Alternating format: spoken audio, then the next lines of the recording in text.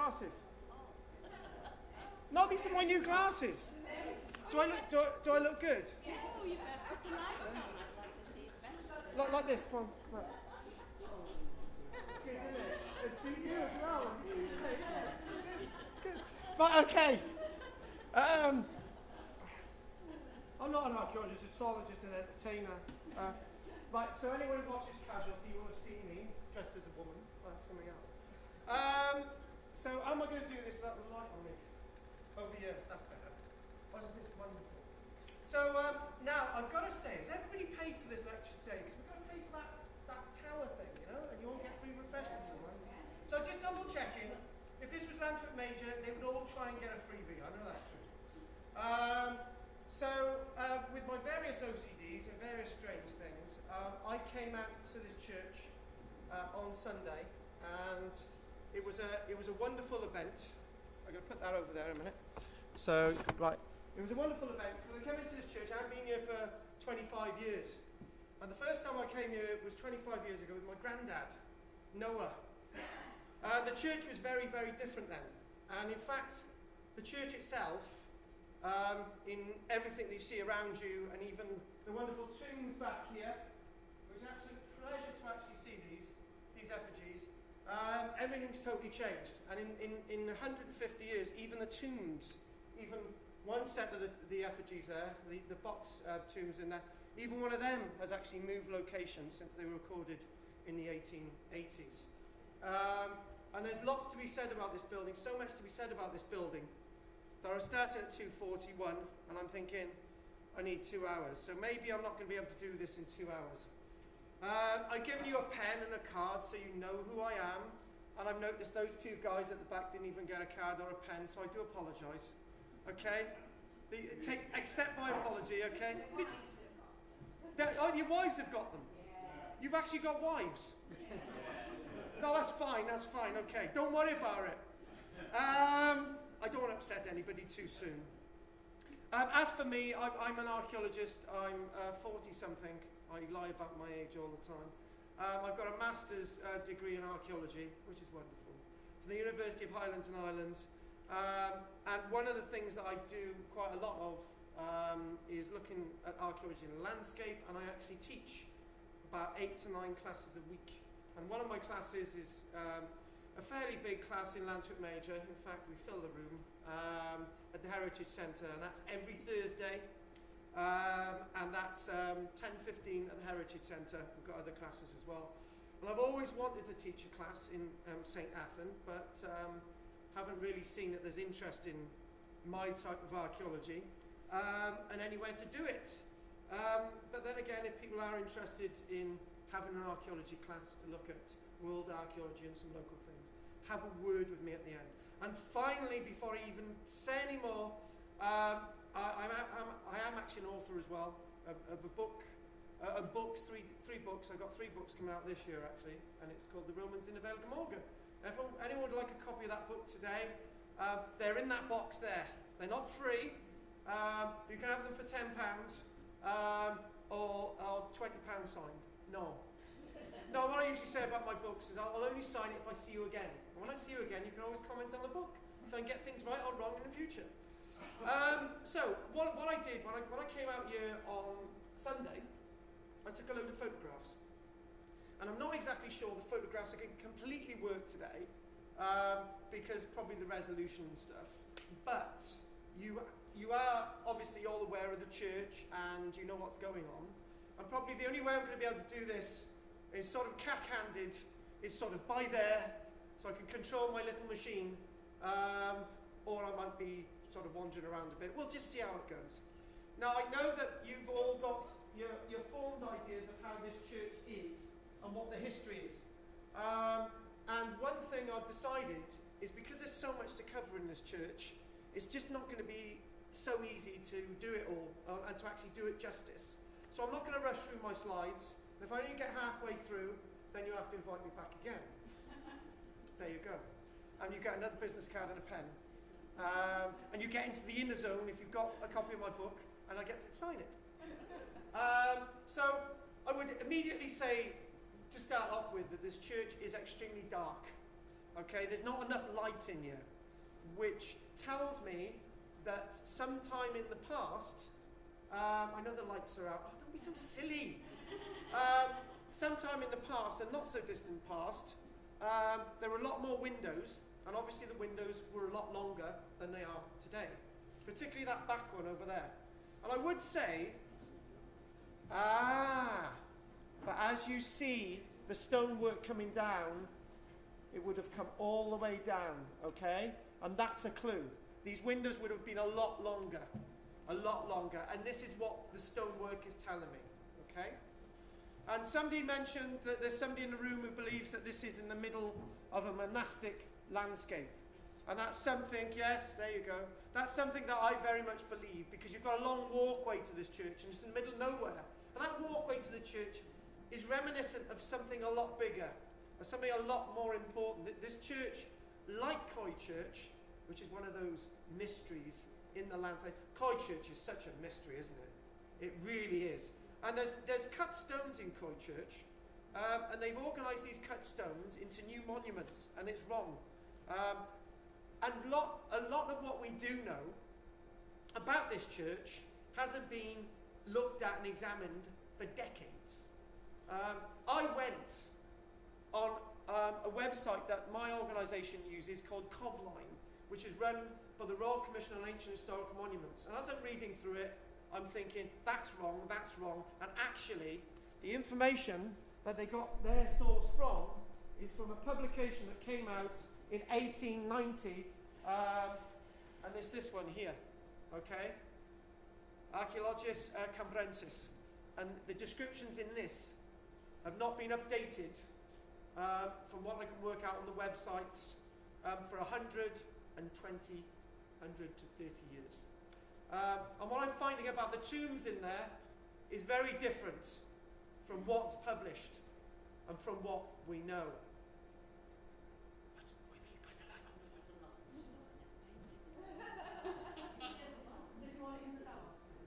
Yeah, I'm going to put the images on now. Yeah, I always feel that a good woman... Anyway, I'm not saying anymore. No, I wouldn't. Yes, okay, good. Now, so here we go. This here, if you can see this is not very great. Okay, can you get that image? Oh, it's better, isn't it? Good, that's better. This is actually a church in the Vale of Glamorgan known as Cog.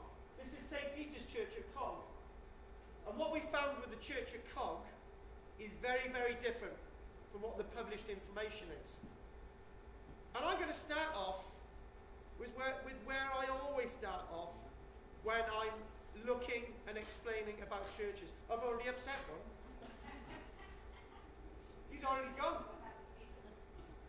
I'm going to lock you all in. One thing that we're always told about churches is that the chancel came first, and then the nave, and then the tower, and then what came next is the porch, and it's usually that arrangement throughout the Vale of Glamorgan. And you chuck one of those Norman fonts in as well. You won't do the Norman font, they're everywhere. But what you find with this Cog church is that the chancel didn't come first at all. The nave came first. Because when they excavated around the church, they actually found out that what was below the herringbone style was actually lengths of stone that were run in horizontally. So the herringbone style at Cog Church is completely wrong, is completely artificial.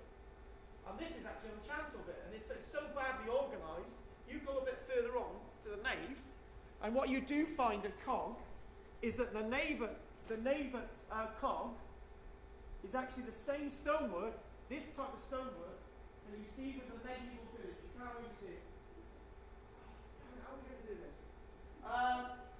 What I'm going to do, I'm going to see if I can enlarge these images. Can you now see it? Alright then. We'll try and keep everybody happy. Oh. Bit more. Oh. Hang on. Better? Yes. Oh. Why didn't you tell me in the first place? It's yours.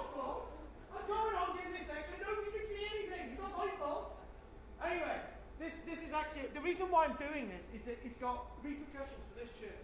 This is actually a comp church, okay? This is part of the nave.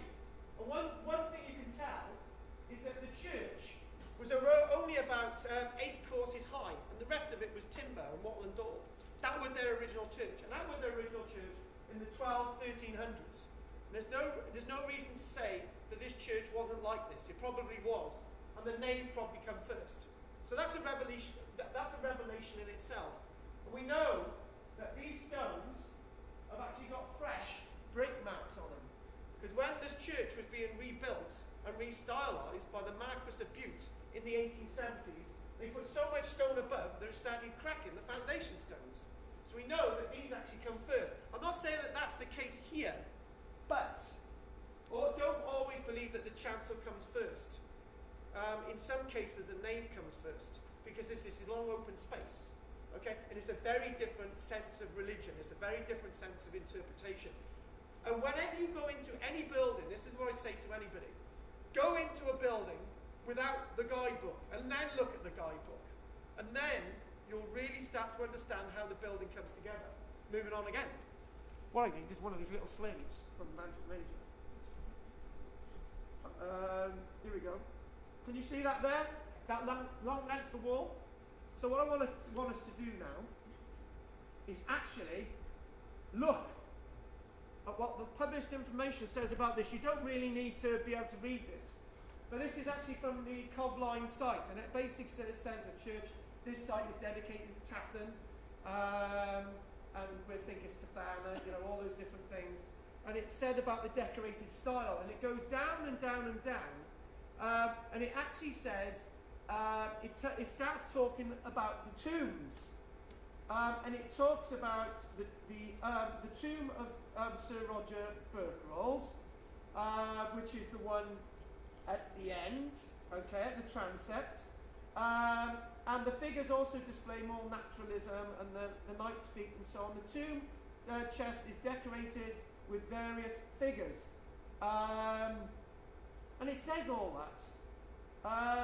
And it really leads you into what's going on. And it says the earlier tomb in there, which is a separate tomb as you go down on the right. I'm rushing this little bit. The effigies are a knight and a lady and leopards and so on.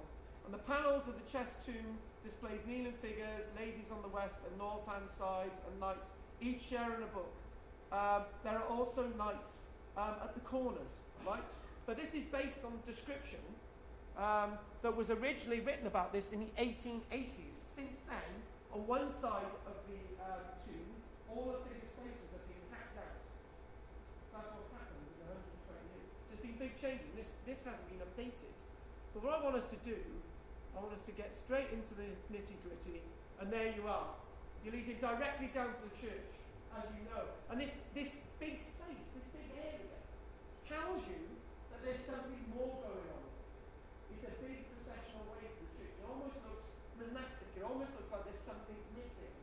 I don't know if any of you have ever thought of that, but this is a very unusual church indeed in that most churches in the Valley have a little bit of a wall around it. You go through a gateway. Actually, it's a church graveyard, and a few steps here it's the church. You've got a long route to go towards the church in this, which is really unusual. It leads you to ask that question. And I actually put a video on YouTube, and I basically said about these different questions, and some of these things I'll actually answer today. And there I am. And the church graveyard. How many of us actually love yew trees? I love yew trees. They're beautiful things, aren't they? You fall in love with them. And some of these yew trees are thousands of years old. We've got in Britain, we've got approximately 150 yew trees. They're approximately over 2,000 to 3,000 years old. In the 1940s, there were about 500 of them. About 350 have been cut down since, which is a bit of a shame. One thing that you can see is this tree over there. It's in the corner over there. Bingo. Exactly, that one. And that one itself, you could range between 600 and 800 years old. It creates a boundary. It creates a boundary around the church, and quite a small boundary, known as a class. Okay, and then they wouldn't have had walls. Hang on a minute, where's my other image? Oh, there you go. Hang on, gone a bit too far forward there. You can see the other trees going along, and they sort of go through the church graveyard. That at one stage was one of the boundaries for the church until things changed. The yew trees are very important indicators of a church's boundary. Otherwise, in the Welsh language, known as a class around the church. But if we're now talking about possibly a monastic precinct around this landscape, then a lot more is going on than meets the eye. We're not going to answer that one today, unfortunately, but what we are going to start off with is the porch as you enter the church. So here we go. There it is. We all know that porch, don't we? And if we look up there, we see that bit of stonework. There's like a limestone string course that goes through. That's from another building. That's from another building altogether. That porch itself is a hotspot basically loads of, there's timber in that porch that has come from another building. There's two sets of timber in that porch that has come from other buildings. The stonework in that porch has come from other buildings. And we'll actually see that now. Now, how many of you have actually wondered about the age of that porch?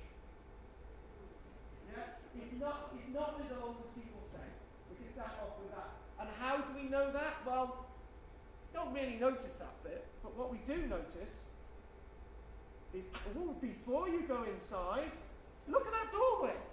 Look how crooked that doorway is. It's extremely crooked. When I showed that to somebody in the week, they thought, how is that thing still standing up? There's no keystone in the middle for a start. And look at the way it's shaped. Somebody's taken that from another building. They thought, oh, this'll do. Right, it was chucked down on the porch. Right, that'll do, and it's fine. That's what they did.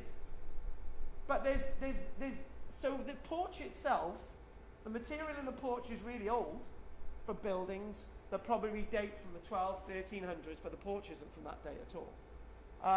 And then we look up as we go in. Okay? Now that's really interesting. We look up as we go in. So let's look up. We'll come back to that in a minute. Look up as you go in. And what you can see is that there, and apparently there's crests of the Kirkall's family and all these wonderful things. That there would never have been there in the first place. That is from a very old building. That piece of timber there, along there, is from a very, very old building. It's probably originally from in here. And that bit of timber would probably date from about the 12 or 1300s. It's probably one of the oldest pieces of woodwork in this structure. And actually, if you look above, those timbers are quite old as well. Okay, they predate the porch by quite some years. So what we need to do, hang on a minute, if we look there, that's how the doorway should look. That's how the doorway should look, and it doesn't look like that. It hasn't got a keystone. So what that means, it's simple, that so the first entrance where as you come in is from another building. It's all from another building. It's been recycled. It's quite likely that porch doesn't date more than about 200 years back, because it's been reconstructed from other bits and pieces. You see quite a lot of this, and you see this decorated style here. That's how your windows should look, but they don't, because they've got artificial flat arches. 90% of all your windows here are actually Victorian. Victorians have done a good number on this church, but the Victorians have also done you a favour, okay? And where the Victorians have done you a favour is what is here, under our feet, because the level of this floor has been raised in the Victorian period. The Victorians did not rip out the tombs that are underneath. And do you notice that doorway here? It's a very recent doorway. Well, most of it's Victorian. The steps should go way down. Okay. But at one point there would be a much longer window there, and there may never be a door there in the first place. But that's something else. But what's under here is the answer to there being a crypt in the church, and actually all the other wonderful carvings on the tombs underneath are still intact. The Victorians did not destroy them. That's why the floor level is much higher. Any of you ever wondered what that is? That's the answer.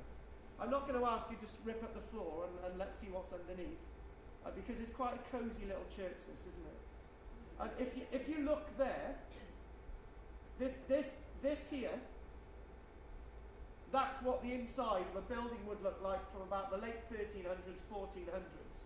And this design is very similar to what you see in your porch out there. So the porch itself is about 200 years old, no more than that, and all this material is from other bits of whatever was around here, or from inside this church, and it's all being reconstructed, it's all being glued and melded and put together. So you've got a much more fascinating church than any guidebooks can tell you. If anyone tries to look up information on this church on the internet, they'll come up with a dead loss.